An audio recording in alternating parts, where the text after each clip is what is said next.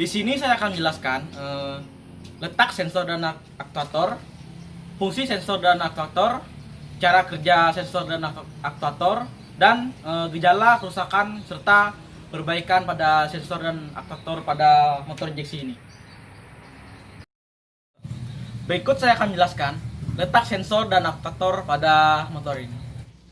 Yang pertama ada line angle sensor, letaknya di bawah jok dekat dengan ECU atau ECM. Yang kedua ada sensor CPS, crankshaft position sensor, berada di bak mesin sebelah kiri. Di sini ada yang namanya MAQS. Di sini ada terdapat 3 sensor.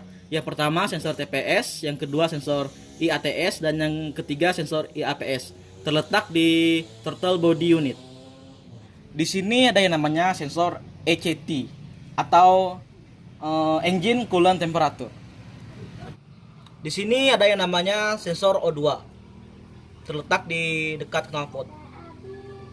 Di sini ada yang namanya pompa bahan bakar. Pompa bahan bakar ini termasuk ke dalam jenis aktuator, berada di dalam tangki bahan bakar. Ada yang namanya injektor. Injektor ini termasuk ke dalam jenis aktuator. Ada yang namanya fast idle solenoid. Fast idle solenoid ini termasuk ke dalam jenis aktuator ya. Di sini tempatnya ini.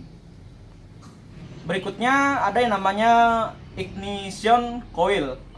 Ignition coil ini termasuk dalam jenis aktuator. Berikutnya ada yang dinamakan dengan lampu mil atau lampu indikator kerusakan pada mesin. Terletak di dalam speedometer ini.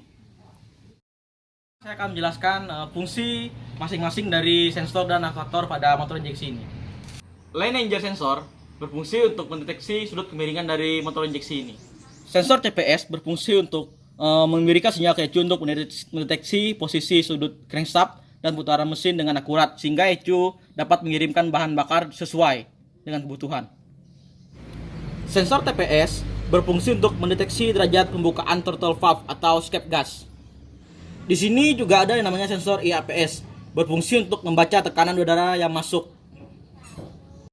Di sini juga ada yang namanya sensor IATS.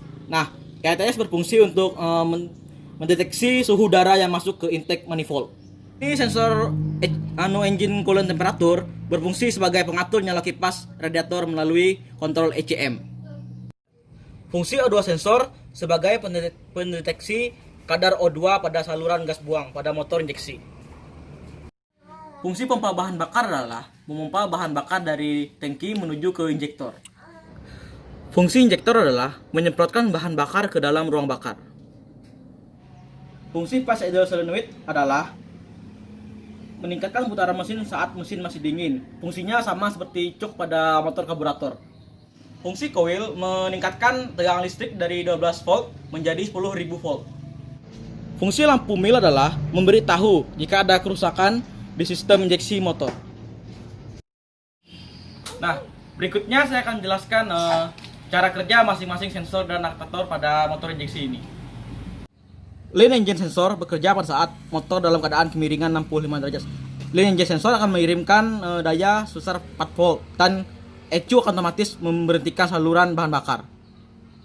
Cara kerja sensor CPS adalah sensor CPS akan mengirimkan sinyal ke ECU. Nah, sehingga engine control unit dapat mengetahui posisi dari crankshaft dan putaran mesin. Cara kerja TPS. Perubahan nilai resistan ini akan mempengaruhi besarnya tegangan yang diinput dari ECU, yang kemudian dikalkulasikan dengan informasi dari sensor lain untuk mengatur debit bahan bakar yang akan disemprotkan oleh injektor. Cara kerja sensor IAPS adalah sensor akan membaca atau memeriksa tekanan udara pada milivolt. Setelah itu sensor IAPS akan mengirimkan sinyal ke ECU. Sensor IATS akan membaca temperatur udara pada intake manifold dan akan mengirimkan sinyal ke ECU. Temperatur berpengaruh pada kerapatan udara dan kandungan oksigen yang masuk ke ruang bakar. Sensor engine coolant temperature akan mengirimkan tegangan sebesar 5 volt ke ECU. Nah, ECU akan digunakan sebagai data masukan untuk mengontrol aktuator pada mesin injeksi. O2 sensor akan membandingkan udara dari sisa pembakaran dan udara luar, kemudian mengirimkan sinyal ke ECU. ECU akan meracik bahan bakar yang pas sesuai dengan perintah dari O2 sensor ini. Cara kerja ignition coil dimulai ketika listrik positif dari aki masuk ke dalam terminal input coil. Hal itu akan menyebabkan kumparan primer dan kumparan sekunder mendapat suplai listrik untuk menghasilkan medan magnet. Cara kerja fast idle solenoid. Ketika ECU memerintahkan, maka tonjolan akan maju ke depan yang dipengaruhi oleh solenoid. Selanjutnya akan mendorong dan membuka valve dan udara pun bertambah, sehingga ketika starter, motor pun hidup. Cara kerja injektor. Setelah ECU mengontrol bahan bakar, maka injektor akan mendapatkan perintah untuk mencampur bahan bakar dan udara, kemudian menyemprotkannya ke dalam ruang bakar. Cara kerja pompa bahan bakar adalah dengan memompa bahan bakar dari tangki ke nozzle injektor dengan cara digerakkan oleh motor listrik. Cara kerja lampu mil ini adalah pada saat motor hidupkan, lampu akan menyala selama 3 detik, kemudian mati apabila tidak dideteksi kerusakan pada sistem injeksi, dan akan menyala apabila terdeteksi kerusakan pada sistem injeksi sepeda motor. Berikut saya akan jelaskan gejala apabila sensor dan aktuator rusak dan cara perbaikannya. Gejala yang ditimbulkan apabila line angel sensor ini rusak adalah akan muncul kode 41 pada lampu mil. Cara memperbaikinya, cek konektornya dan kabelnya apakah ada yang putus atau ada yang rusak. Kemudian bersihkan. Apabila sensor CPS ini rusak, maka akan timbul kode 12 pada lampu mil, kemudian motor jadi susah dihidupkan. Cara perbaikinya, periksa soket dan kabel apakah ada yang putus atau ada yang rusak. Kemudian bersihkan sensornya.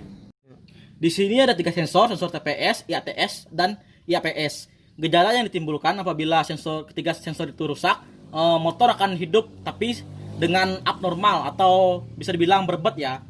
Untuk sensor IAPS akan muncul kode 13 pada lampu mil. Untuk sensor IATS akan muncul kode 22 pada lampu mil.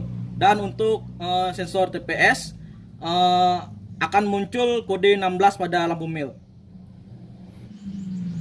Cara perbaikan dari ketiga sensor ini adalah sama saja seperti yang lainnya. Periksa konektornya dan periksa kabelnya. Apakah ada yang putus atau rusak. Dan bersihkan sensor yang ketiga ini. Apabila sensor ECT rusak adalah akan keluar asap hitam dari knalpot dan akan keluar kode 21 pada lampu mil. Perbaikannya periksa soket ini, kabelnya, dan bersihkan yang ada di dalam sensor ini. Gejala yang ditimbulkan apabila O2 sensor ini rusak adalah mesin menjadi berbet, bahkan konsumsi bahan bakar menjadi boros. Cara perbaikannya periksa soket ini, kabelnya, dan bersihkan sensor O2 ini. Gejala yang ditimbulkan apabila ignition coil ini rusak adalah mesin akan mati secara tiba-tiba dan akan muncul kode 33 pada lampu mil. Cara perbaikannya dapat merapatkan celah businya supaya listriknya menjadi lebih rapat. Gejala kerusakan pada injektor, mesin akan terasa tersendat-sendat dan akan muncul kode 39 pada lampu mil. Cara perbaikannya, bersihkan injektor menggunakan cairan khusus. Gejala yang ditimbulkan apabila fast idle solenoid ini rusak adalah mesin akan susah idle. Cara memperbaikinya, rendam aktuator fast idle solenoid ini dengan bensin dan beri sedikit pelumas pada fast idle solenoid. Gejala yang ditimbulkan apabila pumpuan bahan bakar rusak, mesin akan tersendat karena aliran bahan bakar tidak lancar. Cara perbaikannya, bersihkan filter bahan bakar dan tutup lubang safety pengaman menggunakan baut agar bahan bakar lebih banyak masuk ke injektor daripada ke safety pengaman ini. Apabila sensor dan aktuator sudah diperbaiki tapi masih tidak normal juga, alangkah baiknya sensor dan aktuator tersebut diganti dengan yang baru. Terima kasih. Sekian video ini. Mohon maaf apabila banyak kekurangan dalam pembuatan video ini. Terima kasih.